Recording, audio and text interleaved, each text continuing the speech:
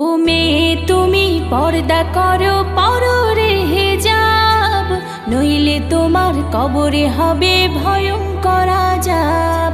ও মেয়ে তুমি পর্দা করো পররে হিজাব, নইলে তোমার কবরে হবে ভয়ঙ্কর আযাব।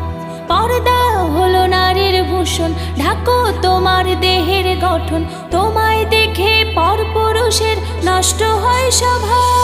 ও মেয়ে তুমি পর্দা করো পররে হিজাব, নইলে তোমার কবরে হবে ভয়ঙ্কর আযাব।